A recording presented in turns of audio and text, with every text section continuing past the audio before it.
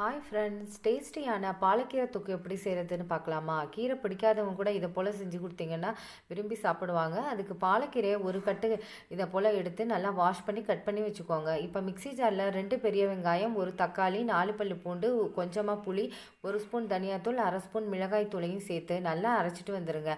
இதை போல் அரைச்சி வச்சுக்கோங்க. இப்போ கடாயில் கொஞ்சமாக எண்ணெய் சேர்த்துட்டு கடுகு சேர்த்து கடுகு பொரிஞ்ச பிறகு 1/2 ஸ்பூன் உளுந்தம்பருப்பு, 1/2 ஸ்பூன் ஜீரகம், 3 பல்லு பூண்டு, 2 வரமிளகாயை சேர்த்து நல்லா கலந்து விடுங்க. கலந்துட்டு கொஞ்சமாக கருவேப்பிலையும் சேர்த்துக்கோங்க. இப்போ நம்ம அரைச்சி வச்ச விழுதையும் இது கூட சேர்த்து நல்லா கலந்து விட்டுட்டு பச்சை வாசனை போகிற வரைக்கும் நல்லா கலந்துக்கோங்க. இதுக்கு தேவையான அளவு உப்பையும் சேர்த்துக்கோங்க. சேர்த்துட்டு நல்லா எண்ணெய் பிரிஞ்சு வர்ற வரைக்கும் கலந்து விடுங்க. இப்போ இது கூட நம்ம வாஷ் பண்ணி கட் பண்ணி வச்சுருக்க பாலக்கீரை இது கூட சேர்த்து நல்லா கலந்துக்கோங்க. தண்ணி எதுவும் சேர்க்க தேவையில்லைங்க. கீரையிலே தண்ணி இருக்கும், அதிலே வெந்துருங்க. ஒரு 5 நிமிஷம் இதுக்குள்ளே வெந்துருங்க. நல்லா கலந்து விட்டுட்டு எண்ணெய் பிரிஞ்சு வர வரைக்கும் கலந்து விடுங்க.